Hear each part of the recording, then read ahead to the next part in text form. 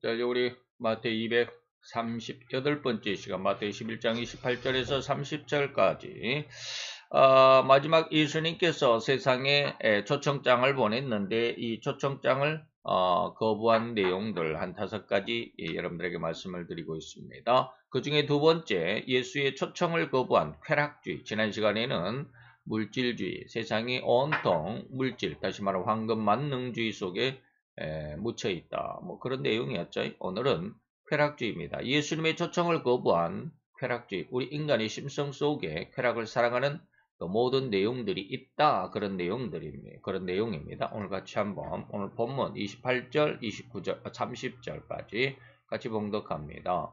수고하고 무거운 짐진 자들아 다 내게로 오라. 내가 너희를 쉬게 하리라. 나는 마음이 온유하고 겸손하니 나의 멍에를 메고 내게 배우라. 그러면 너의 마음이 쉼을 얻으리니 이는 내 멍에는 쉽고 내 짐은 가벼움이라 하시니라. 아멘. 오늘은 이 말씀 속에서 우리가 이제 두 번째죠. 세속주의, 쾌락주의인데 세속주의라고 써놨네. 제가 쾌락으로 바꿉시다. 너무너무 세상을 뭐라 그럴까, 세상의 즐거움만을 추구하는 그런 내용이겠죠. 그래서 예수님의 초청 속에서 예수님을 초대하는 이는 초대하는 주체자는 예수님인데 거기에 대해서 반응하지 못하는 그 3가지의 모습을 우리가 보았습니다. 5가지라고 그랬는데 3가지네요.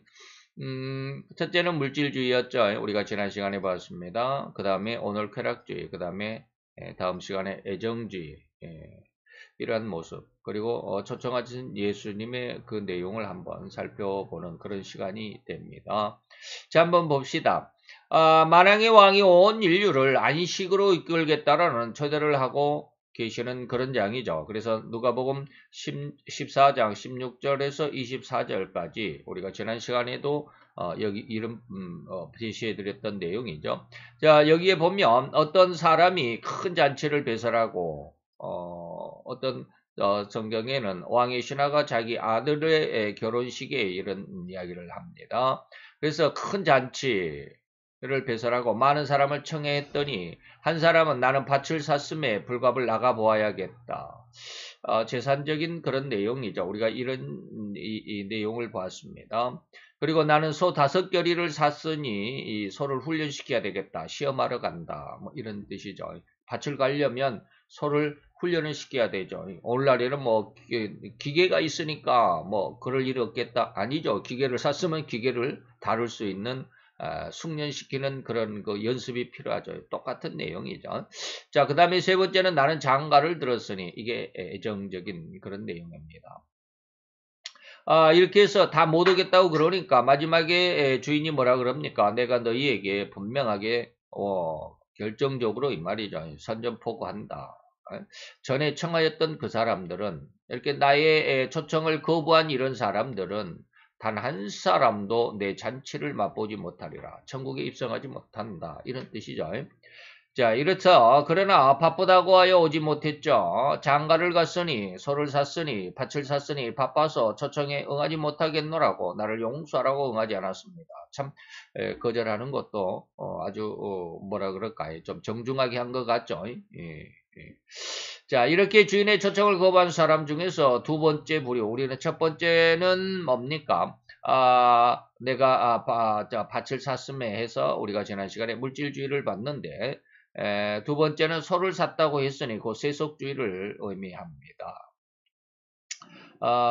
소를 샀다라는 것은 재산적인 의미로 보면 물질주의라고도 하겠죠. 물질주의, 소를 샀으니까 재산이 불어났으니까 물질적인 거. 재산적인 거, 물질, 재산은 물질, 세상의 모든 물질이죠. 하고도 그런 물질주의라고도 할 수 있지만 그러나 여기서 다른 면을 살펴보고자 합니다. 소를 샀다라는 것은 노동하는 것을 의미합니다. 노동하는 것이죠. 소를 샀으면 열심히 노동하는 것이다. 그래서 이러한 일, 곧 노동은 절대적일 수밖에 없다. 인간 세상을 살아가는데 일하지 않으면 안 된다라는 것입니다. 노동의 명령인데 하나님께서 아담 하와를 만드셨을지라도 그들을 에덴 동산에서 그냥 놀고 먹으라고 한 건 아니죠. 거기서 일을 시켰습니다. 무슨 일을 시켰어요? 동산 모든 실과를 아니죠. 그보다 먼저 뭐라고 그랬습니까? 너는 땅을 정복해야 된다. 노동이죠. 뭐 가만히 있으면 뭐 놀면서 정복합니까? 안 되죠. 모든 생물을 다스리라. 일하는 거죠. 뭐 고기를 양식한다. 유실수, 다시 말하면 과실나무를 기른다. 뭐 과수원이죠. 뭐 이런 것들, 모든 것들이 다 일입니다. 이것은 하나님께서 인간에게 주신 노동의 명령입니다. 그래서 그러한 일들로 인해서 너희가 영원히 평안히 먹고 살 수 있다 그랬는데 그것을 거절했죠. 하나님이 먹지 말라고 하는 선악과를 먹고 말았죠. 그래서 죄를 범했다. 그래서 이제는 뭐요? 그 일하는 것이 이제는 너희들에게 예전에는 즐거움이었는데 세상을 정복하고 다스리는 것이었는데 이제는 뭐요? 거기에 지는 다시 말하면 일에 치여 있는 이 말이에요. 일에 치여 있는. 제가 가끔가다 그런 이야기를 하죠. 오늘 노동적인 일도 그런 내용입니다. 그래서 제가 하나님께서 너는 흙이니 흙으로 돌아가라라고 했을 때 한 1년쯤 전에 그런 말씀하셨을 때부터 지금 1년 동안 계속 그 말씀의 은혜를 나누면서 하나님 앞에 은혜를 누리면서 이것저것 기도할 때 이것이 하나님의 목회구나라는 그런 생각을 했다고 그랬죠. 그런 해석이 들었다고 그랬습니다.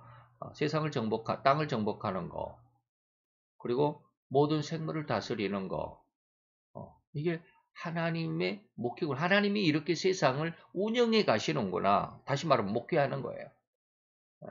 그래서 세상 전체적인 것이 말씀 안에 있구나. 그래서 하나님이 뭐라고 그랬어요? 사람이 떡으로만 사는 게 아니야. 하나님의 말씀으로 산다라는 말이 이 말이구나. 하나님의 말씀 안에 온 세상의 것이 다 들어있습니다. 근데 거기서 자꾸 떠나가잖아요. 내 욕심, 내 야망, 내 욕망, 내가 무엇인가 하고자 하는 그런 어떤 교만한 마음, 하나님을 제껴놓고 자기가 이룰 수 있다라고 하는 그런 교만한 마음에 오늘날 이렇게 수없이 많은 인간의 고통, 이런 뭐랄까 이 고해라고 그러죠. 세상 인간의 인생은 고해다, 괴로운 바다다. 순풍이 있는가 하면 아주 그냥 큰 풍랑이 있어가지고 죽을 뻔한 일도 있는 이런 고해 같은 이런 삶을 살 수밖에 없죠. 이것을 히브리 기자는 뭐라고 그랬어요? 죄에 얽매여 일생을 종노릇한 죄의 종노릇하는 자들이다 라고 이렇게 표현을 했습니다. 그러나 어쨌든 건 하나님께서는 인간에게 이런 절대적인 노동의 명령을 주었습니다. 그래서 이제 죄를 짓게 된 인간에게 하나님께서 뭐라고 말씀하셨어요? 네가 이마에 땀을 흘려야 네가 먹고 살 수 있다. 옛날에는 그냥 모든 것이 그대로 다 자연적으로 잘 돼 있었습니다. 그 말이 무슨 말일까요? 창세기에 보면 하나님이 노아 시대에 홍수를 주어서 모든 것이 멸망을 했죠. 그래서 이제 첫 비였다라고 이렇게 말을 하는데, 그러기 전에는 어떻게 했어요? 땅에서 수증기죠. 수증기가 안개가 올라와서 온 땅을 아주 풍요롭게 적셨습니다. 그래서 땅은 충분히 생명을 낼 수 있고 생명을 살려낼 수 있는 아주 촉촉한 그런 물기 그리고 영양분을 그대로 갖추고 있었습니다. 그런데 이것이 깨졌죠. 뭘로 인해서? 노아의 홍수로 인해서. 그래서 온 세상이 노아의 150일 동안 물이 온 세상을 지구를 덮고 있음으로 인해서 엄청난 뭐라고 그럴까요? 엄청난 이 휩쓸림이 있었습니다. 이런 것까지 이야기하면 너무 긴데. 여러분 제주도에 가보면 층층이 이렇게 막 흙이 지층이 막 쌓여 있는 게 있죠. 그것을 뭐 과학에서는 뭐 수천 년, 수만 년 전에 어떤 그 지층이다라고들 이렇게 이야기를 하는데 단 150일 동안에 이루어진 것입니다. 150일 동안. 온 세상에 온 지구에 물이 그냥 다 채워져 있었으면 이것이 하루에 2번씩 이렇게 휩쓸리죠. 썰물 밀물이잖아요. 그래서 달의 그 인력에 만유 인력에 의해서 달과 함께 달과 지구의 그 만유 인력에 의해서 밀물이 되고 썰물이 되죠. 이것이 우리는 그냥 물이 바닷가에 보면 물이 그냥 조용하게 쭉 들어왔다 쭉 나갔다 이렇게만 보이잖아요. 그러니까 이 물의 힘을 잘 몰라요. 그런데 이게 그 바다 밑에 보면 어마어마하게 이렇게 이제 흙이 막 쌓이고 들어가고 나가고 막 이런 거 있죠. 그게 굉장했을 것이다라고 그 과학자들은 이야기합니다. 그래서 지층이 쌓이는 거예요.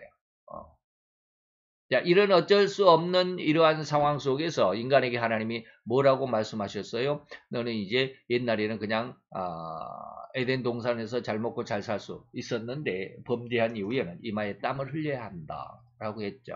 노동의 절대적인 하나님의 명령이었습니다.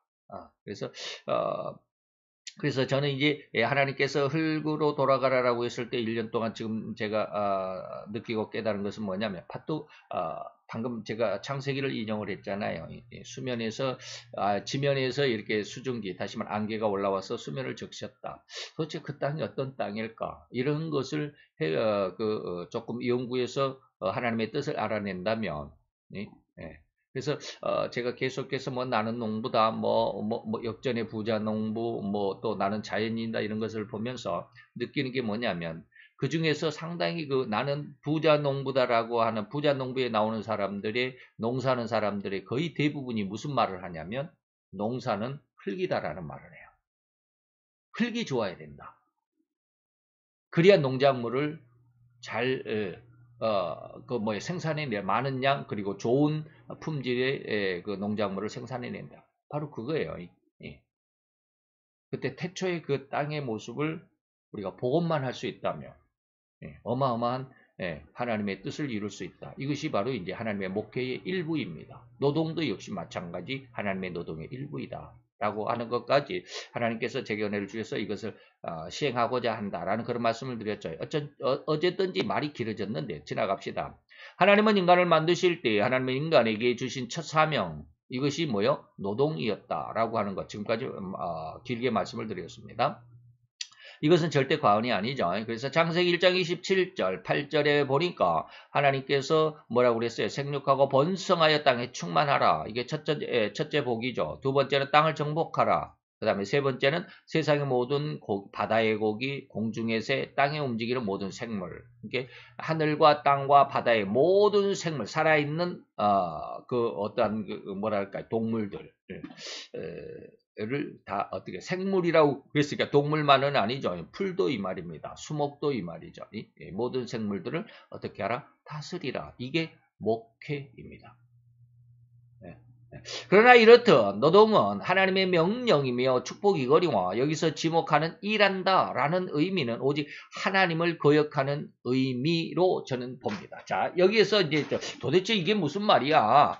소를 샀다라는 것이 일이라고 한다면 소를 사가지고 일을 하는 거잖아요. 근데 일을 하는 것인데 일은 하나님께서 주신 하나님의 아주 제1 인간에게 주신 제1 거룩한 어떻게 보면 가장 큰 축복이다 이 말이죠. 가장 거룩한 명령이고 가장 축복된 명령인데 여기서는 지금 제가 뭐라고 그럽니까? 오직 하나님을 거역하는 의미로 해석된다 이 말입니다. 이해가 됩니까? 지금 이해가 안 되죠? 야, 노동을 하나님께서 주신 최고의 아주 거룩한 지금 제가 그렇게 말씀드렸습니다. 거룩한 하나님의 명령이라고 하면서 이것이 하나님을 거역한다? 거역하는 것이 일이다. 일이 하나님을 거역한다라는 말이다. 이런 말을 하면 도대체 이해가 잘 안 되죠. 잘 들어보세요. 이게 뭘 의미하는지. 다시 말하면 그 일이 하나님의 명령에 의해서 너는 세상 땅을 정복하고 모든 생물을 다스리라라는 이러한 노동적인 의미가 아니라 자기를 위해서 이 말이에요. 결과는 그것입니다. 자 봅시다. 오직 인간 자신의 유익과 평안과 행복만을 위한 일이며 또한 그러한 노동으로 삼고 있기 때문이다라는 거예요. 그래서 제가 이제 한두 번 그런 이야기를 했습니다. 역전의 부자 농부, 나는 농부다 이런 것을 하면서 전체가 그렇게 열심히 수고하는 사람들 애써서 1년에 뭐 한 5억, 6억, 뭐 심지어는 뭐 10억 이상씩 매출을 그걸 뭐라고 그래? 매출을 내는 사람들, 뭐 부자 농부죠. 이런 사람들까지 아니면 그렇게 하려고 노력하는 모든 농부들이 저기가 뭐예요? 목표가 뭐예요? 돈을 많이 벌어야겠다 이런 뜻이죠. 이게 뭐예요? 하나님을 거역한, 하나님을 배제시킨 오직 인간 자신의 유익과 평안과 행복만을 추구하는 일로 바꿔버렸다 이 말이에요. 노동으로 바꿔. 내가 잘 살려고 이 말이에요. 내 가족만 잘 살려고. 네. 그래서 이는 명백히 하나님께서 금지하신 명령, 이 말이 맞나? 하나님의 금지하신 명령의 불복종. 말이 좀 이상하죠. 하나님의 명령의 불복종인데 금지하신 말을 빼야 되겠다. 예. 두 번 부정이 되니까 이게 좀 이상하네. 그래서 명백한 하나님 명령의 불복종, 하나님 명령의 불복종이라고 할 수밖에 없죠. 그래서 여러분들이 잘 이해를 하실 수 있어야 돼요. 그래서 물질주의, 지난 시간에 물질주의라는 것도 역시 마찬가지지만 물질은 다시 말하면 그 물질의 최고봉이 뭐예요? 돈입니다. 돈이에요. 재물이라고 그러잖아요. 네. 근데 그 재물은 하나님께서 인간에게 주신 최고의 축복입니다. 시편에서는 뭐라고 그래요? 그 재물은 그 가진 사람, 가진 소유자에게 큰 성과 같다. 아주 강력한 성과 같다. 든든한 성과 같다. 그렇게 말씀하셨는데 신약에 와서는 돈이 일만하게 뿌리다라고 말하잖아요. 잘못 사용하면 곤란하다 이 말이에요. 여기서 지금 일도 역시 그런 뜻이에요. 하나님께서 주신 최고의 거룩한 명령이고 축복이 뭐다? 노동이다. 그랬는데 이 일, 노동을 인간 자신의 것으로 착복하고 있다 이런 뜻이에요. 자, 이는 오직 자기의 수고, 자기의 능력만을 믿는 삶이라는 의미죠. 그래서 혹 여러분은 첫사람 아담의 두 아들 가인과 아벨의 제사를 아십니까? 가인과 아벨의 제사. 자, 창세기 4장 1절로 5절입니다. 잘 이해하실 수 있어야 합니다. 아담이 그 아내 하와와 동침하여 하와가 잉태하여 가인을 낳았습니다. 큰아들이죠. 그리고 그가 또 가인의 아우 아벨을 낳았다. 둘째 아들이죠. 예. 자, 아벨은 뭐요? 아벨은 양치는 자였습니다.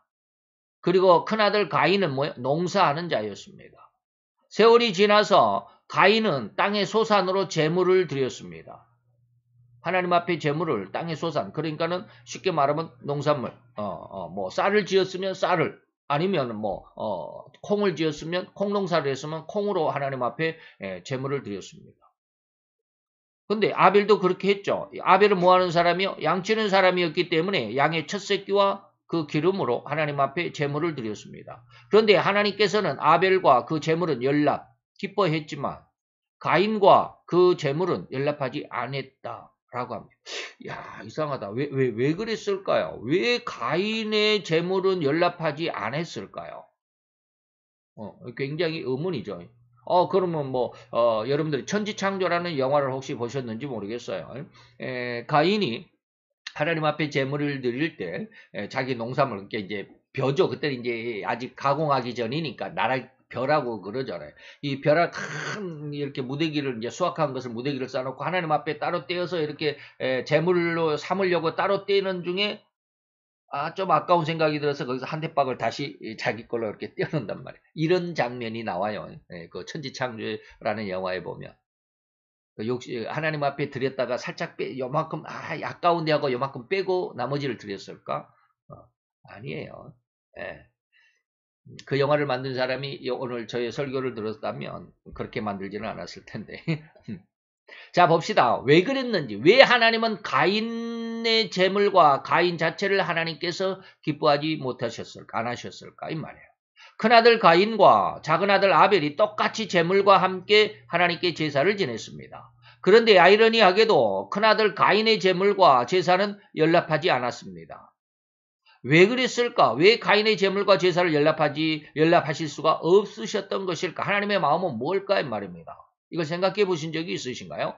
가인의 제사와 제물에는 오늘날 우리는 오늘 잘못된 노동이라고 하는 것을 알 수 있어야 합니다. 잘못된 노동.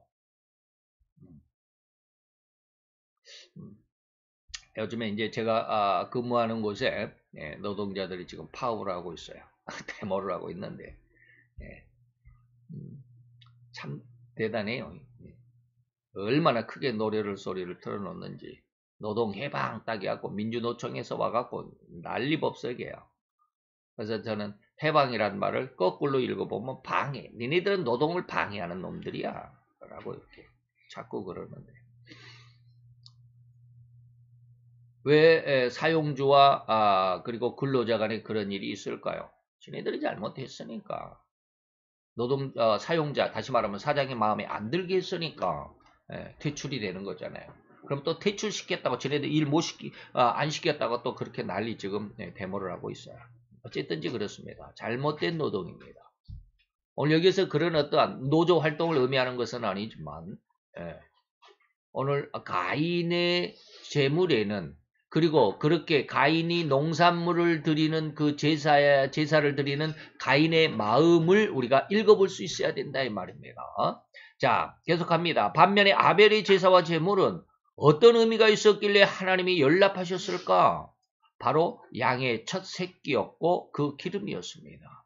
이것이 과연 무슨 의미인가 이 말이에요. 레위기서 3장 14절 16절에 보니까 하나님께서 제물을 드리는데 화제, 다시 말하면 불로서 드리는 이제 화제, 번제도 그러는데 화제를 드리는데 여기서 화제는 불로서 드리는 게 아니고 우리가 요즘으로는 뭡니까? 감사헌금입니다. 하나님과 화목해 하는 제물 말이에요. 화제, 불화자가 아니라 화목할 화자. 여호와께 우리가 이제 제물을 드릴 때 곧 내장에 덮인 기름. 우리가 흔히 말하면 뭐가 있을까요? 우리가 곱창 그럴 때 창자를 우리가 먹는데 원래는 창자는 안 먹는 거죠. 구약 성경에 보면 창자는 안 먹습니다. 근데 창자 속에 있는 곱이라고 그러잖아요. 기름기. 고소하다고 그러는데 저는 비주얼이 별로 안 좋아서 안 먹는데 좌우지간 그래요. 그리고 그 내장에 붙은 모든 기름이죠.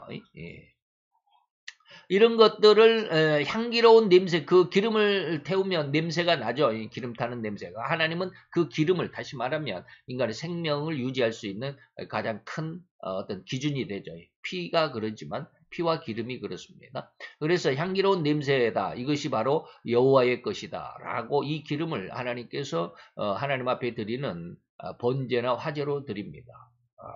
그래서 이런 것이고 그 다음에 여기에서 이제 첫 새끼를 드렸다라고 그랬는데 오직 생축의 첫 새끼는 여기서 이제 수컷을 의미합니다. 첫 새끼는 여호와께 드리는 여호와의 몫이다 이 말입니다. 여호와께 돌릴 첫 새끼라.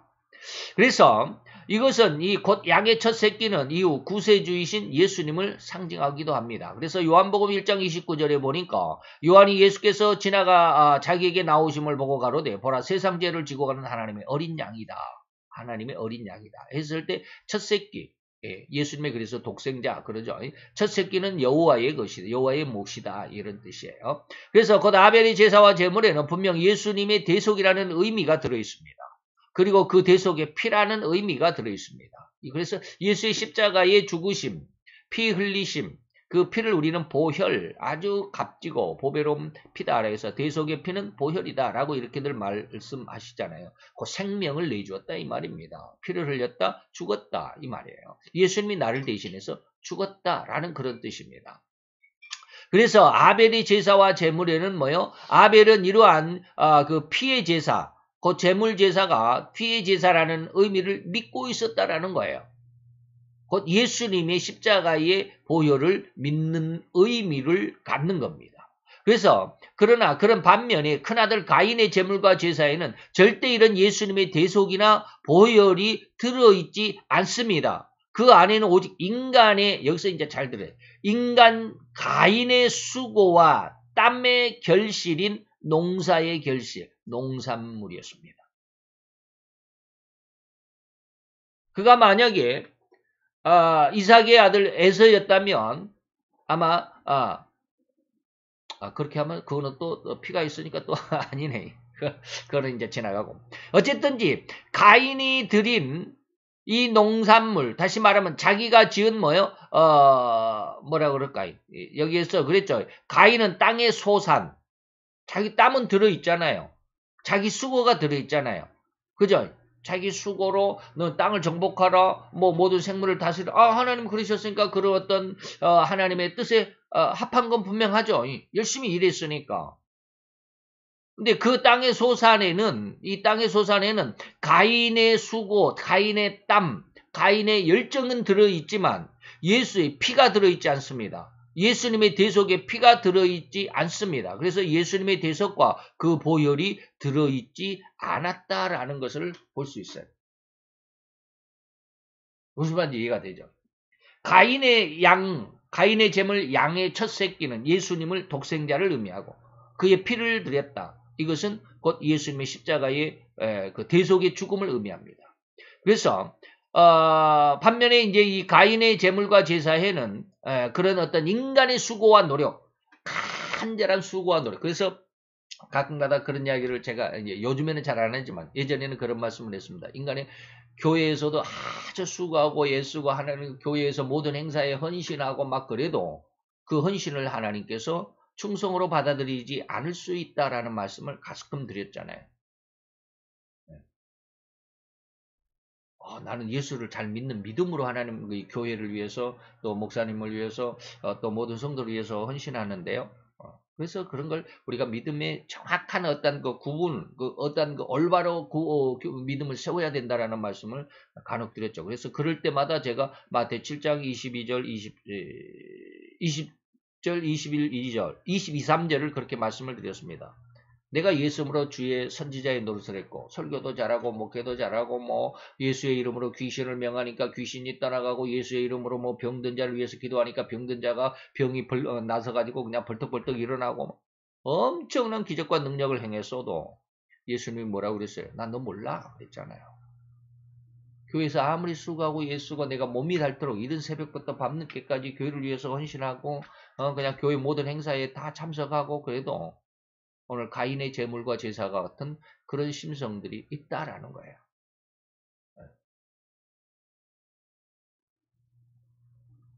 인간 가인의 수고와 땀의 결실인 농사의 결실일 뿐이지 거기에는 예수님의 대속이나 예수님의 보혈, 십자가의 대속의 죽음의 의미가 들어있지 않다라는 거예요. 이걸 많이 놓치고 있죠.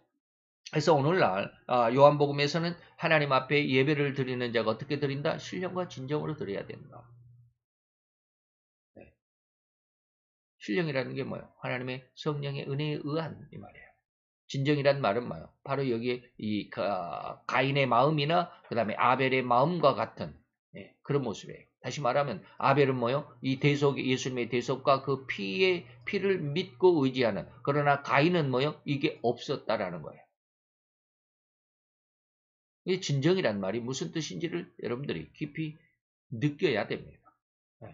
이런 가인의 제물과 제사의 의미는 곧 하나님을 제외한 인간의 모든 수고와 노력일 뿐이니 또한 인간의 엄청난 승승장구의 의미요. 또한 그런 수고의 결실, 내가 성공했다라고 하는 그런 결실이라고도 할 수 있는 바벨탑에 적용해도 결코 손색이 없을 것이며 절대로 다를 수가 없는 그러한 인간의 수고입니다. 그렇기 때문에 인간이 아무리 세상에서 엄청난 일을 해도 엄청난 능력을 나타내도 하나님은 그것을 기뻐할 수가 없어요. 마태 7장 21절로 23절까지 내용과 똑같습니다. 그래서 이러한 바벨탑은 어디에 갔어요? 창세기 10장에 있습니다. 구스가 또 니무롯을 낳았다. 구스가 니무롯이라는 아들을 낳았어요. 이 니무롯은 세상의 처음 영걸이라. 그래서 이 니무롯이 나라를 세웠는데 신할 땅 바벨이 있었습니다. 이 신할 땅 바벨이 어디예요? 오늘날 저기입니다. 이라크예요. 예.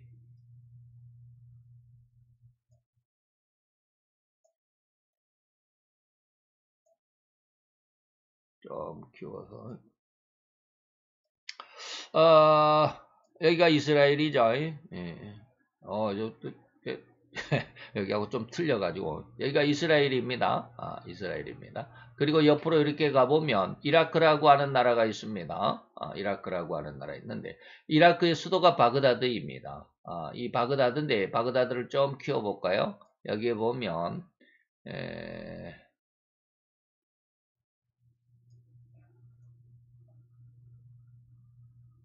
이게 뭡니까? 이게 왜 나오?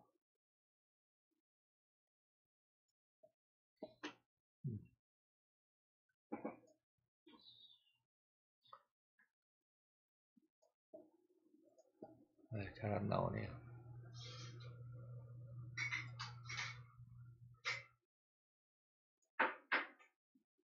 이게 왜 이렇게 됐나요? 얼른 안 나오네. 여기, 이 강이, 성경에, 창세기에서 나오는 티그리스 강이 있는데, 얼른. 이게 티그리스 강인가 그럴 텐데, 그렇습니다. 자우지가 그런 걸 뭐 지금 찾는 거는 좀 그렇고,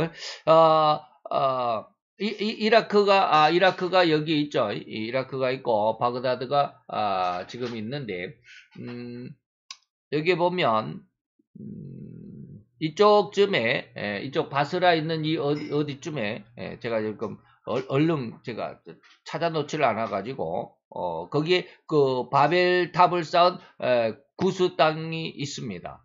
어쩐지 제가 얼른 못 찾으니까 넘어갑시다. 그래서 신할 땅이 바로 거기에 있습니다. 방금 말씀드렸던 이라크의 그 해변가 가까운 곳에 있습니다. 그때 10장에서 이제 리므롯이라고 하는 사람이 신할 땅에 바벨탑을 세웠다 해서 세계 역사학자들은 이 바벨탑을 의미해서 제1바벨론을 이 니무롯이라고 신할 땅에 이 니무롯이 제1바벨론을 세웠다라고 그러는데 우리가 성경상에서는 물론 나라가 아직은 세워지지 않은 아주 고대 국가이기 때문에 뭐 저기를 하지는 않습니다. 바벨론이라고도 하지만 그러나 거의 많은 사람들이 바벨론이다라고는 인정하지는 않고 있어요. 그러나 역사학자들은 이것을 제1바벨론이다라고 이렇게 이야기를 하기는 합니다. 그리고 나서 이제 11장으로 넘어갑니다. 온 땅의 구음이 하나다. 구음이 뭐예요? 말소리가 하나다.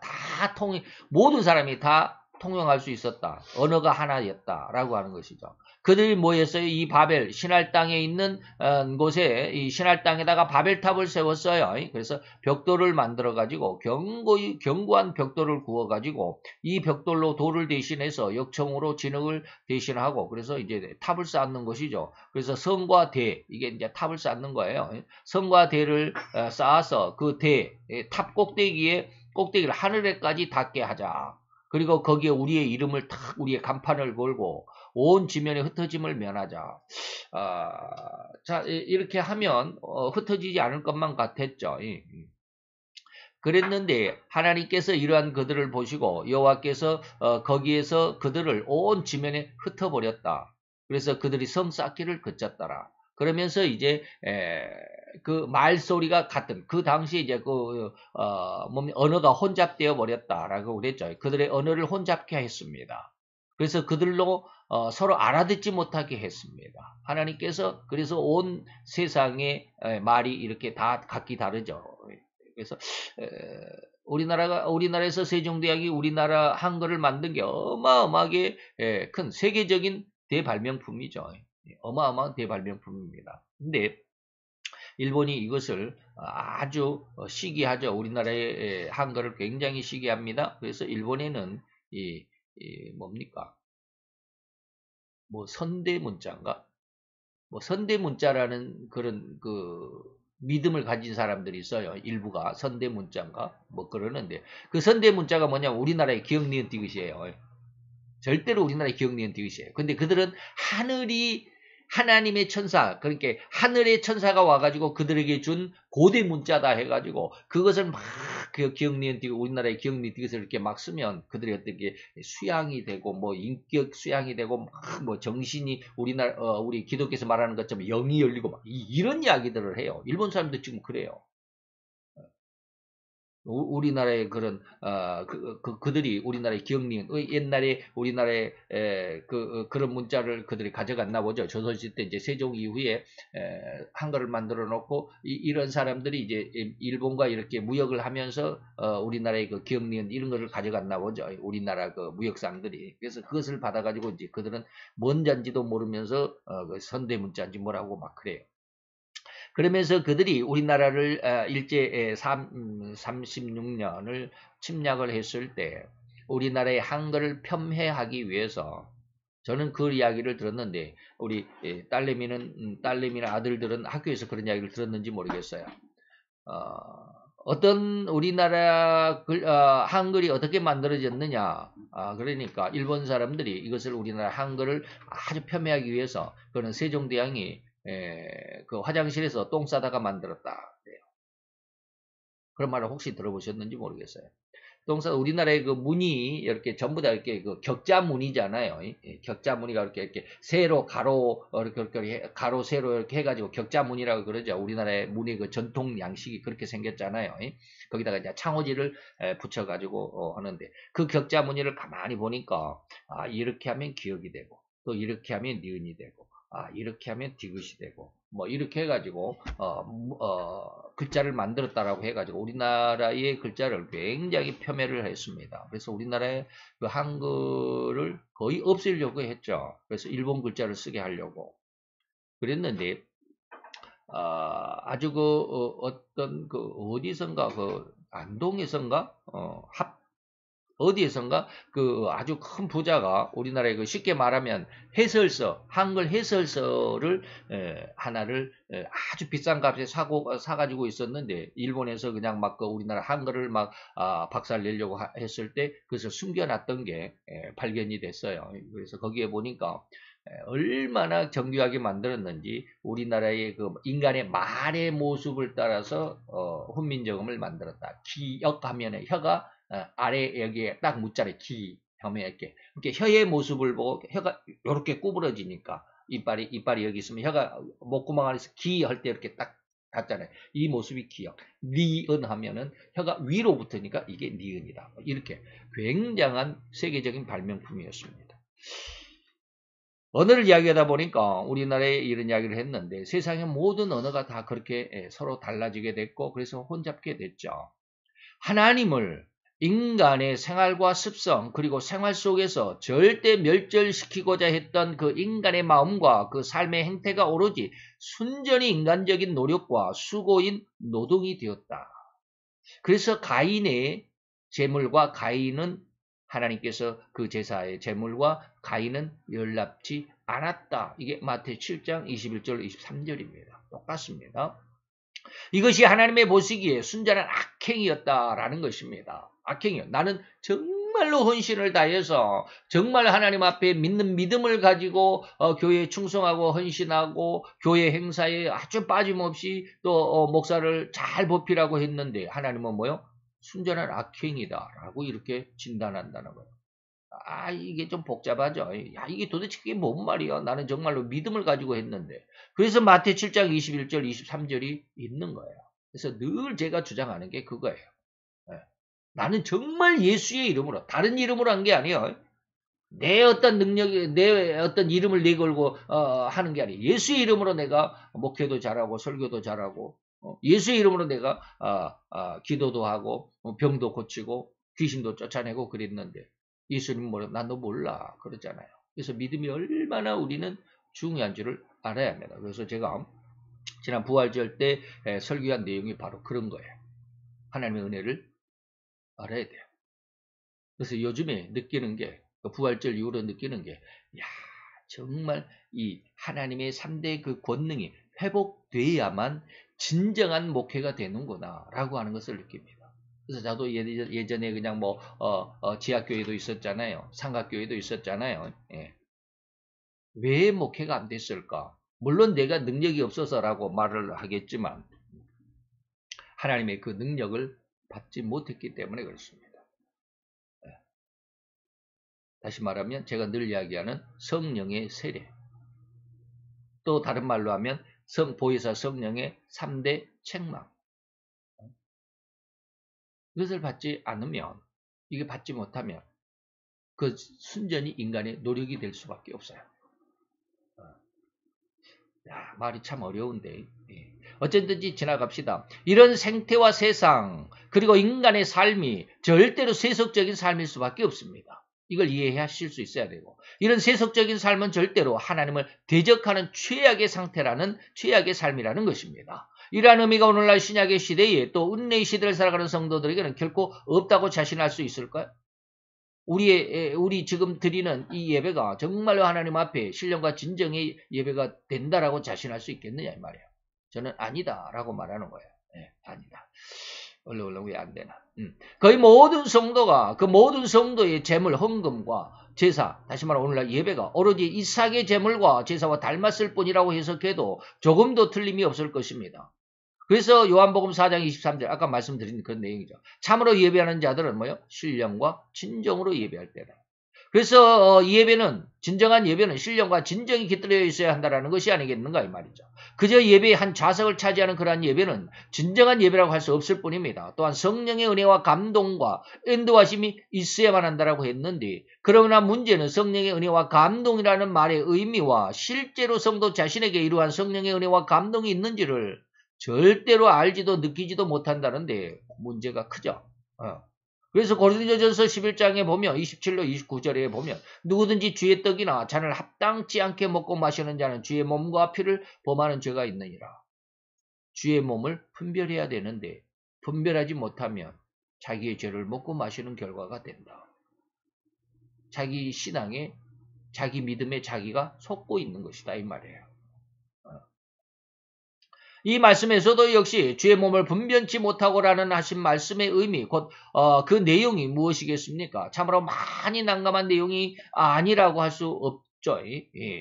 그렇다고 해서 2000년 전에 계셨던 주님의 몸을 지금 이 시대에도 볼 수 있는 것은 아니죠. 2000년 전에 예수님이 세상에 살다가 가셨는데 지금 우리가 주님의 몸을 먹을 수도 없고, 그럼 몸을 분별한다는 말은 도대체 뭔 말이냐 이 말이죠.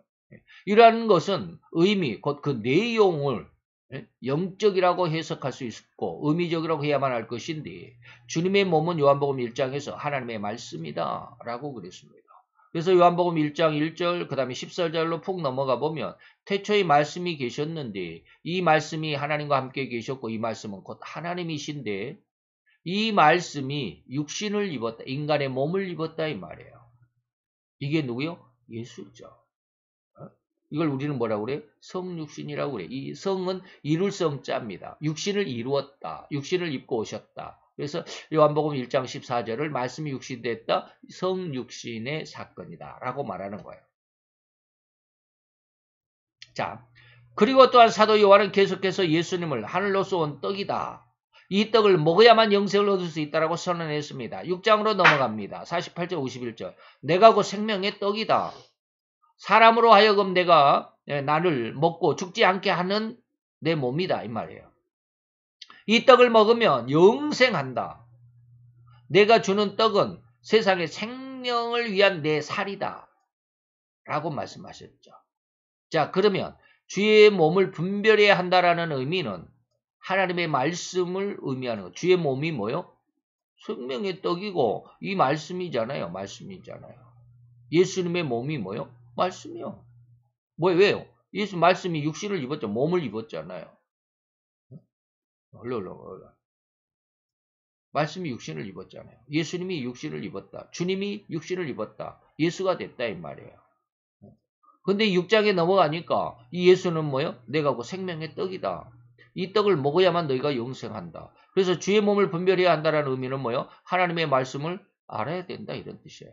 그래서 성경의 말씀을 충분하게 이해할 수 있어야 하고 믿을 수 있어야만 한다는 의미입니다. 이러한 하나님의 말씀을 이해하지 못하는 상황을 분변치 못한 것이라고 해석할 수 있고 참으로 생명의 말씀인 이 성경의 말씀을 믿을 수가 없다면 바로 예수님의 몸을 분별하지 못한다는 것입니다. 이러한 자들에게는 하나님의 진노와 징벌을 피할 수 없을 뿐이다 라는 그런 뜻이죠. 또한 성령의 감동이라는 의미, 이것은 의미는 실로 이해의 차이가 있을 것입니다만은 그러나 성경 안에서의 한 예를 찾아봅시다. 밤에 환상이 바울에게 보였습니다. 그래서 마케도냐로 오라. 마케도냐 사람이 바울의 꿈에 나타나가지고 이쪽으로 와가지고 나 좀 도와줘라고 그러죠. 예. 그래서 마케도냐로 건너와서 우리를 좀 도와달라. 그러니까 이는 하나님이 저 사람들에게 마케도냐 사람들에게 복음을 전하라고 우리를 부르신 줄로 인정했다라고 그러죠.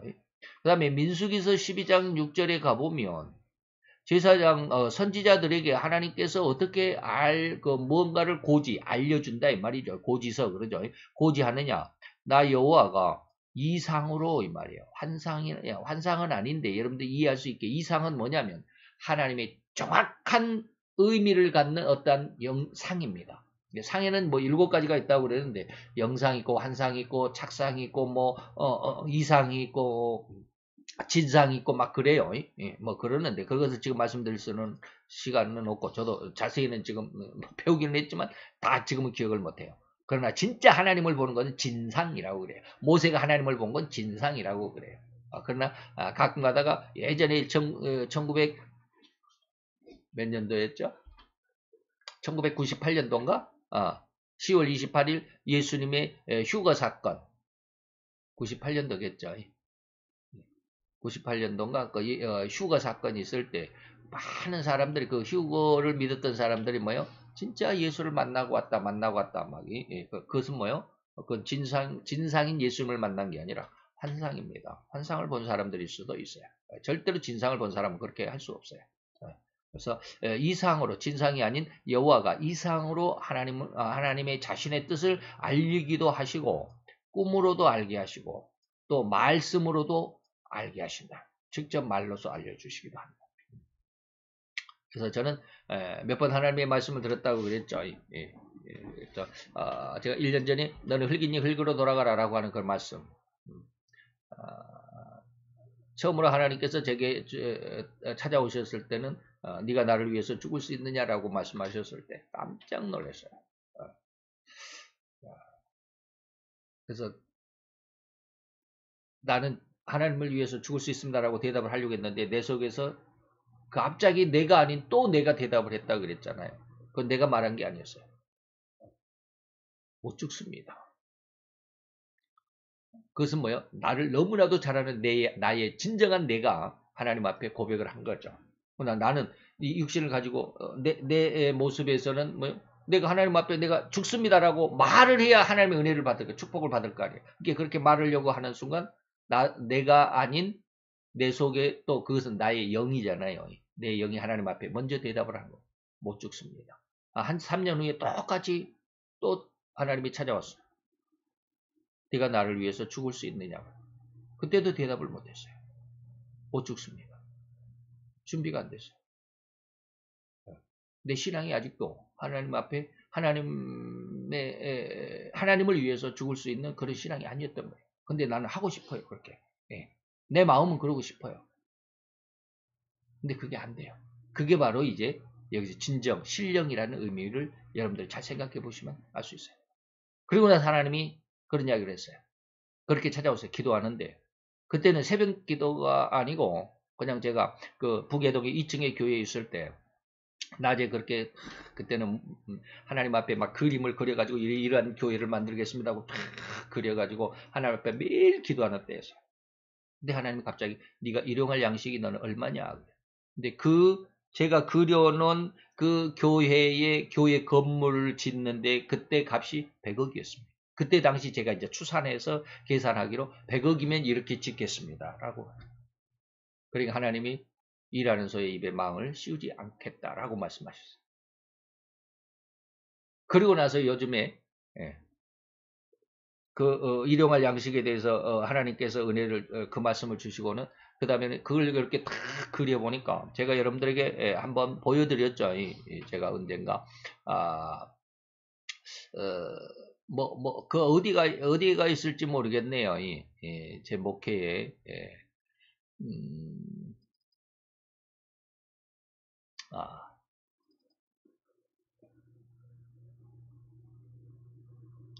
제가 그걸 이렇게 딱 써놨는데, 요거는 저기가 아닌데, 요거는 제가 이제 컴퓨터를 이제 딱 만들어 놓은 게 있어요. 제가 처음에는 뭐 창토니 어쩌고 막 이런 거, 그 이제 기도를 하면서 이렇게 해 놓은 거예요. 이게. 근데 이게 진짜가 어디가 있는지 모르겠네. 그러면서 제가 이제 많은 것들 이제 여기에서 이제 창토원의 그런 어떤 내용들을 이렇게 쭉 이렇게 했어요. 그래서, 토지를, 처음에는 제가 창토원이라는 말을 토살연구소라, 토살이 뭐예요? 토지를 살리는 뭐 이런 거. 뭐 그러죠. 복가원은 뭐예요? 이거 왜 이런 말을 썼는지 모르겠네요. 그 다음에 오바데스 케이브라는 그런 것도 있습니다. 지금은 청가닥 안에 들어 있습니다. 청가닥을 여기서 따로 이렇게 해놨죠. 근데 지금은 그런 거 다 있습니다. 어쨌든지 그걸 이쁘게 해놓은 게 있는데 안 나온 어디가 있는지 지금은 못 찾겠네요. 얼른 찾을 수가 없네요.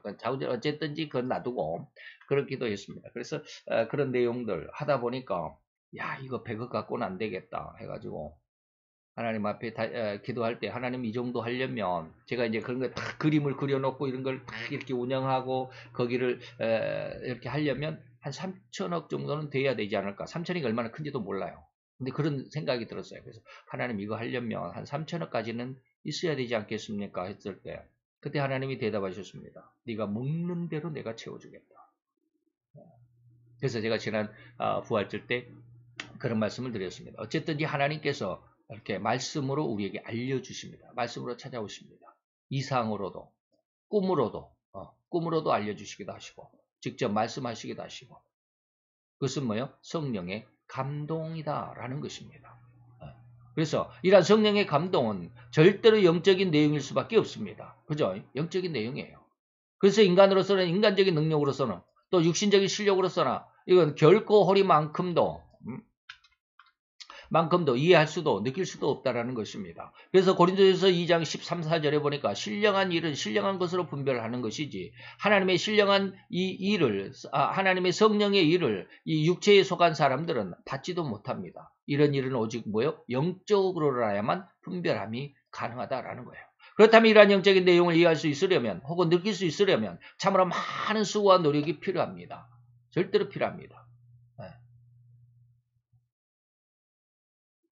그래서 저희 하나님 앞에 요즘에 계속 이제 그 부활절 은혜 4월 8일이 부활절이죠. 4월 8일이 부활절이 뭐요? 4월 9일이 부활절이죠. 4월 9일이 부활절인데 4월 5일날 하나님 앞에 그 은혜를 받고 나서 계속 뭐 그 전에도 그런 기도를 하지만 그랬지만 요즘에 누구에게 이걸 맡길까라고 이렇게 하면서 하나님 저는 하나님 앞에 75살 때까지만 살겠다고 기도한 사람이에요. 앞으로 11년 남았습니다. 하나님 지금 시작해야 되지 않겠습니까? 10년이면 내 아들이나 내 딸에게 지금 나만큼의 영적인 신앙으로 성장시키는데 너무 부족한 시간이 아니겠습니까? 요즘에 그걸 기도해요. 그래서 이제 우리 아들이나 우리 딸이 신앙적인 사람들을 만났으면 좋겠다라는 그런 간절한 바람이 너무 큽니다. 왜요? 10년 안에 안 믿는 사람을 데려와가지고 10년 안에 신앙을 키운다? 이 창세원을 운영해 갈 수 있을 만한 신앙이 된다? 이건 불가능해요. 그래서 제가 믿는 사람들을 만나라라고 자꾸 우리 아들, 딸들한테 이야기를 하는 거예요. 왜? 이미 그런 기본적인 신앙이 있어야 그 위에 10년의 세월 동안 제가 가르칠 거 아니에요. 근데 하나님 앞에 부족한 게 있어요. 왜? 내가 지금 그들에게 약속을 못 해줘요. 왜? 나도 없으니까. 나도 없으니까. 그럼 믿음으로 그렇게 시켜야지. 내가 그들을 월급을 못 주잖아요. 내 아들이랑 내 딸을 지금 너네들 다 그만두고 아빠가 이야기하는 대로 이렇게 훈련해라. 앞으로 2년 동안 너는 뭐 신학을 하고 앞으로 몇 년 동안 이걸 하고 차차차차 그렇게 다 해야 되는데 그러면 세상적인 직업을 안 하고 내 말대로 그런 걸 하면 내가 그들을 먹여 살릴 수 있는 능력이 돼야 되잖아요. 쉽게 말하면 월급을 줄 수 있어야 되잖아요. 그걸 못 주노. 그래서 내가 우리 아들, 딸들에게 말을 못해요. 마음으로는 기도를 해요. 그래서 늘 안타까워요. 내가 앞으로 살아갈 날이 하나님 앞에 기도한 날이 길어야 15년인데 하나님 15년 안에 이것이 이루어지겠습니까? 내 자녀들에게 이걸 이어가, 뭐 다른 사람에게, 뭐 믿음 있는 사람에게 이어주지. 뭐 그럴 수도 있어요. 우리 아들이나 우리 딸이 그것을 받을 수 있는 그릇이 안 된다면 다른 사람이 이어가겠죠. 그러나 저는 이제 우리 아들이나 딸이 그것을 했으면 좋겠다는 그런 바람으로 하나님 앞에 기도하는 거예요. 하나님은 분명히 내가 회개시켜서 내가 사용할 거야 라고 했으니까 믿고 기도하기는 하는데 좀 안타까운 마음이 많아요. 그래서 그걸 뭐예요? 수고와 노력이 필요하다라는 거예요. 제가 지금 이 은혜까지 오기까지가 40년이요, 40년. 제가 40년이라는 그런 느낌을 받으면서 깜짝 놀랐어요. 왜? 올해부터 여러분들에게 계속 말씀을 드렸잖아요. 세 가지를 말씀을 드렸어요. 그래서 이제 부활절의 은혜까지 네 가지예요. 그러면 1월 초에 송성은이라는 친구가 갑자기 꿈에 나타났다 그랬잖아요. 나는 전혀 그 사람을 모르는데 걔는 40년에 만나서 너무 반가워하는데 나는 얘가 누군지를 몰라.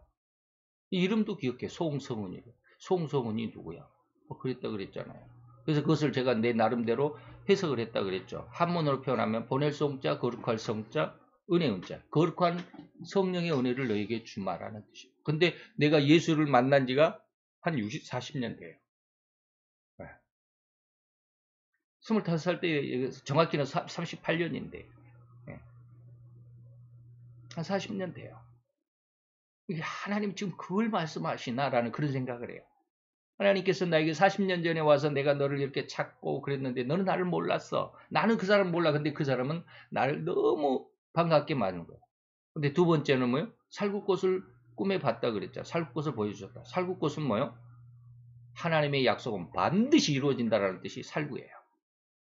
살구가 너무 탐스러운 살구가 살구가 주먹만 하진 않잖아요. 그런데 거의 뭐 복숭아까지는 안 되고 뭐랄까 감 정도 되는 그런 게 그냥 한 바구니가 너무 탐스럽고 너무 빛깔도 좋게 칼라로 보였어요. 꿈에 칼라가 보일지 모르지만 자우지가 칼라로 보였어요. 그런 살구꽃을 보여줬어요. 그리고 세 번째는 2월 달인가? 2월 달에는 그들은 우리의 밥이다라고 여호수아와 갈렙의 예화를 하나님이 갑자기 주셨어요. 그들은 우리의 밥이야.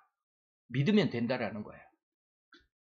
불가능한 일인데 여리고성을 무너뜨리는 것은 불가능한 일인데 믿으면 된다. 안 될 것도 된다. 불가능한 것도 된다. 그러면서 수요일날 하나님께서 내 말이 너희 안에 있으면 네가 원하는 대로 구하라 그리하면 이룰 거야 라는 말씀을 주셨어요. 그 네 가지 은혜를 제가 갑자기 지난 주간에 근무하면서 계속 저는 노트를 쓴다 그랬잖아요. 핸드폰이 노트 기능이 있으니까. 그러니까 전부 그런 것을 써놨어요. 이건 뭐예요? 수고와 노력이 필요한 그 모든 과정들이에요. 그래서 하나님은 곧 이루어 주실 것은 같은데 자우전 기도해보고 있지만 수고나 노력이 없이 되는 것 아무것도 없어요. 저는 40년이 걸렸어요. 그런데 우리 아들이나 딸에게 10년 안에 이것을 이루라 못해요. 물론 이제 저는 혼자 했잖아요. 혼자. 그러니까 40년이라는 긴 시간이 필요했을지 몰라요. 그러나 내 아들이나 내 딸은 내가 있잖아요. 내가 그런 경험이 있으니까 그걸로 인해서 계속 끌고 가면 혹시 그렇게 될지도 모르는데 그래도 한 20년 필요하지 않을까라는 그런 생각을 해요. 그래서 하나님 앞에 늘 요즘에 기도하는 게 그거예요. 가슴이 답답하기도 하고 멍하기도 하고 그래요.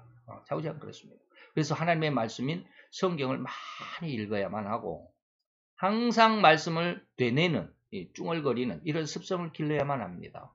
근데 요즘에 제가 기도를 못한다고 그랬죠. 그런데 왜 하나님이 이렇게 은혜를 주시나라는 걸 저는 곰곰이 생각해 봤어요. 저는 절대로 성경 말씀 놓지 않습니다. 운전할 때 아침에 출근할 때 계속 이어폰을 끼고 있습니다. 일할 때도 하루 종일 듣고 있습니다.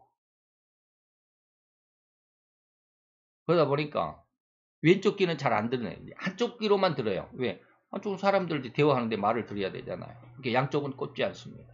양쪽 꼽아버리면 안 들리잖아요. 대화가 안 되잖아요. 이렇게 한쪽만 듣는데 왼쪽은 그렇게 많이 안 썼는데 왼쪽에 난청이 왔다라고 그런 말씀을 하시더라고요. 이번에 저기 할 때. 어쨌든지 그래요. 근데 항상 말씀을 들었습니다. 지금 그래서 신약 성경을 한 800번 정도 지금 거의 800번 가까워졌을 것입니다.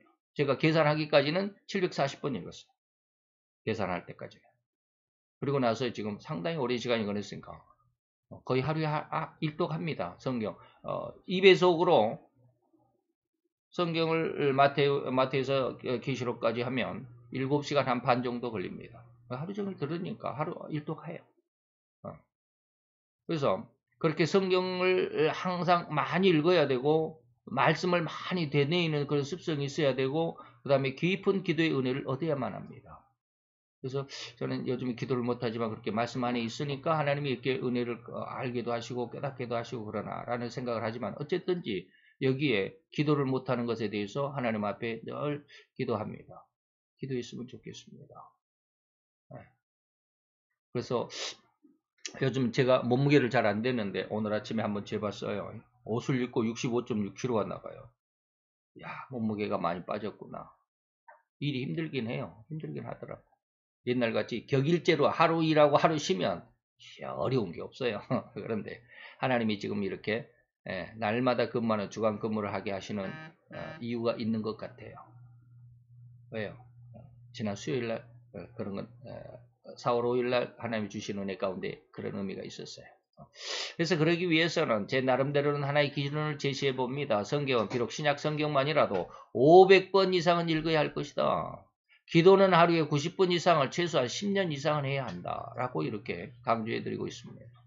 그 정도의 수고와 노력도 없이 하나님의 은혜를 얻겠다라고 도전한다라면 그것은 말씀은 없고 기도만으로 절대 가증하다고 하신 하나님의 하신 책망의 범위 안에 들 것이라고 절대로 이런 것은 과언이 아닙니다. 그래서 잠언서 28장 9절 사람이 귀를 돌이키고 율법을 듣지 않으면 그의 기도도 가증하다. 율법은 뭐요? 성경 말씀이죠.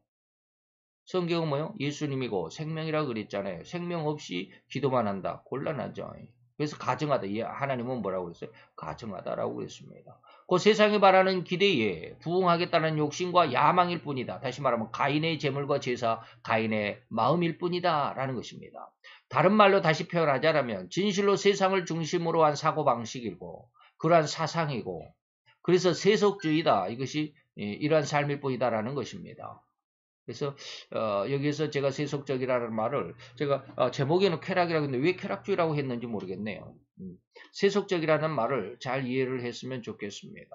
쾌락주의라는 말을 다른 시간에 한번 말씀을 드려야 되겠네요. 내용은 오늘은 세속주의, 세상을 중심으로 해서 살아가는 세상에 우리의 삶의 기준을 넣는 그러한 삶의 모습이다 라고 하는 것. 오늘 가인과 아벨의 제사 이것을 잘 이해하셨으면 좋겠고 제가 늘 이야기하는 마태 7장 21절 22, 23절 잘 기억을 해 주셨으면 좋겠습니다. 기도합시다. 할렐루야. 주님, 오늘도 여호와의 귀한 그 크신 사랑과 은혜와 은총을 감사드리나이다. 오늘도 여호와께서 우리에게 허락하신 이 아름답고 귀한 날 하나님의 귀한 뜻 가운데 하나님이 진정한 그 믿음 안으로의 초청 그것을 거부하는 세속적인 우리의 인간의 삶 속에 살아가는 세속주의 속에 아버님이 결코 발을 빼지 못하는 안타까운 우리의 모습을 한번 들여다보았사오매 우리의 심성을 하나님 앞에 아버지의 닷과 같이 내려놓기를 원합니다. 그리고 하나님께서 원하셨던 아버지며 그 열심과 수고 그래서 너희는 세상의 모든 세상적인 것을 분별하라라고 그래서 우리의 삶을 우리의 생활까지라도 하나님 앞에 산 제사로 드리라는 그 말씀 속에 성장하는 하나님의 귀한 아들과 딸들이 되게 하여 주시옵소서. 예수 그리스도의 이름으로 감사와 기도드려 싸움나이다. 아멘.